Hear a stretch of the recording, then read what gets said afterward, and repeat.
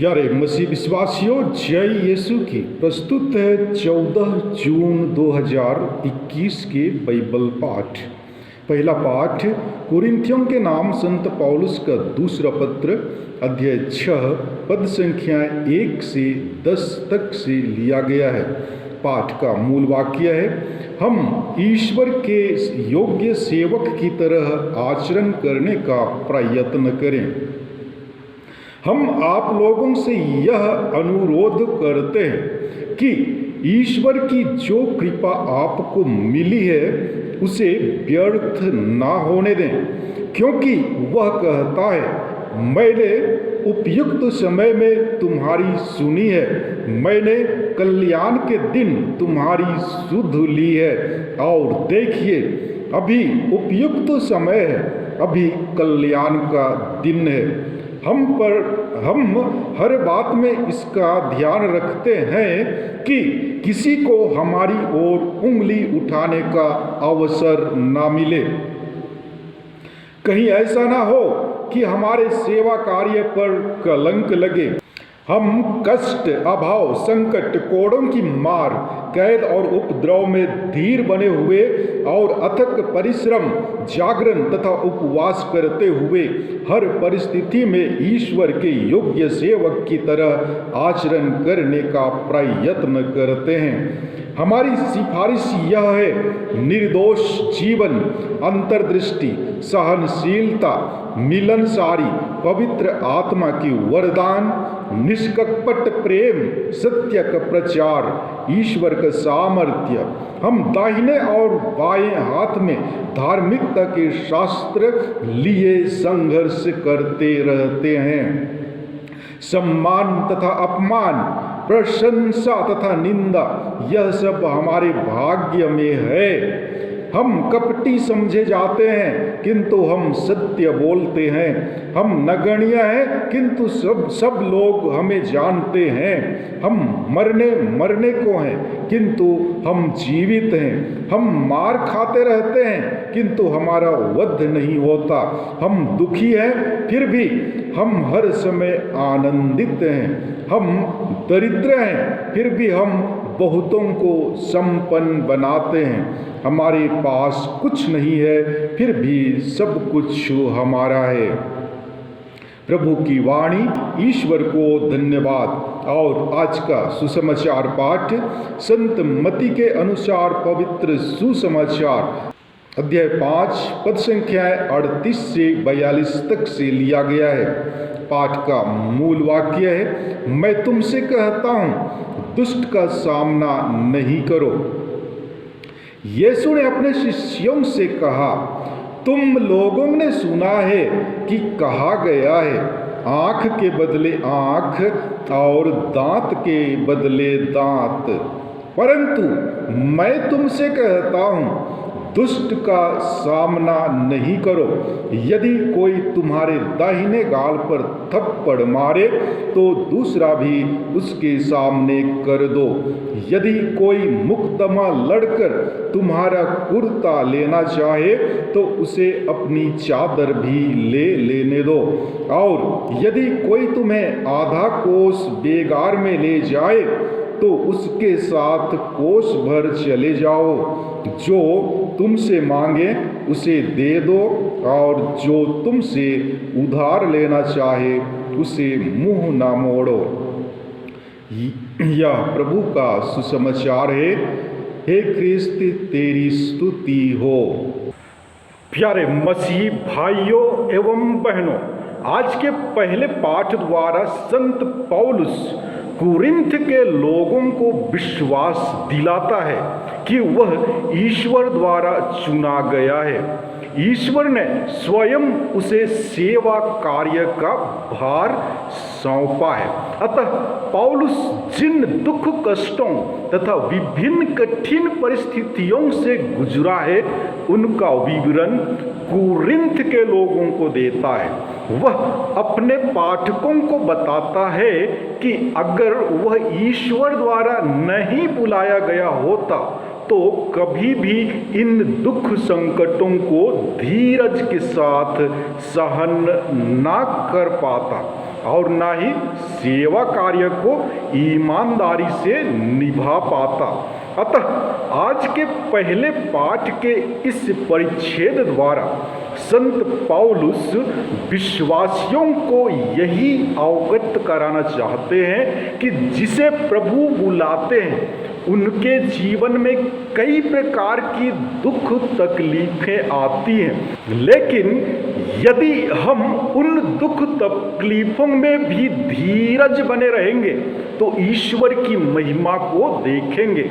हम सभी प्रभु के द्वारा बुलाए गए हैं एवं चुने गए हैं, अतः हमें धीर बनकर प्रभु के कार्यों को धीर बनकर प्रभु के कार्यों में हाथ बटाने की जरूरत है। प्यारे भाइयों एवं बहनों, इस दुनिया की रीत है जैसा को तैसा, अर्थात आंख के बदले आंख, दांत के बदले दांत। मनुष्य अपने जीवन में कुछ भी त्याग कर सकता है, लेकिन मान मर्यादा नहीं त्याग सकता है। यहाँ तक कि छोटे से छोटे कीड़े या जानवर भी उन्हें तंग करते हैं तो उनसे बचने की कोशिश करता है, लेकिन दुख तकलीफ, संकट और परीक्षा में हमें धैर्य नहीं खोना चाहिए और सत्य एवं अहिंसा के मार्ग पर आगे बढ़ना चाहिए।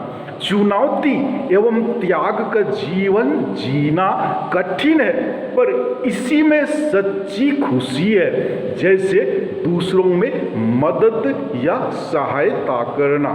प्रेम की शक्ति असीमित है।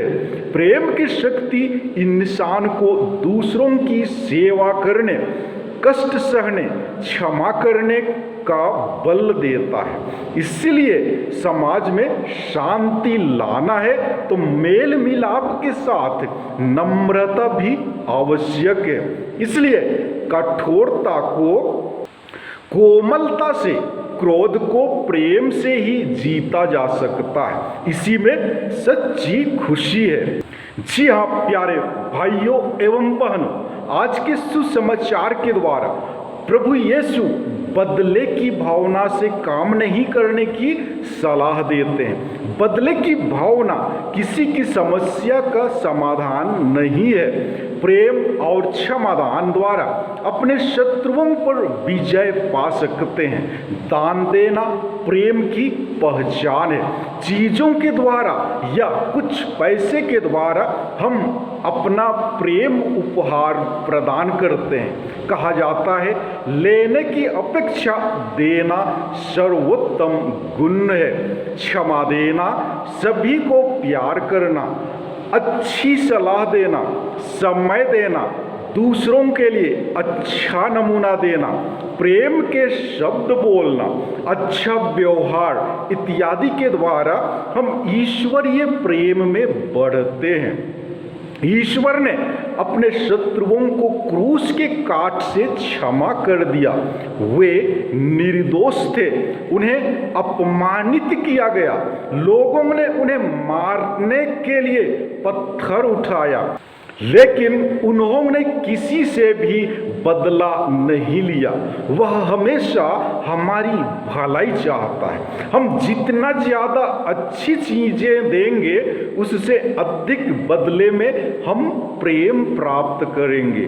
जी हाँ, यदि हम बदले की भावना को त्याग कर क्षमा, स्वार्थ को छोड़कर त्याग, बैर भाव के बदले प्रेम को अपनाते हैं तो सचमुच हम प्रभु के सच्चे शिष्य बन सकते हैं और अंतिम दिन बेहिचक हम स्वर्ग राज्य में प्रवेश कर पाएंगे।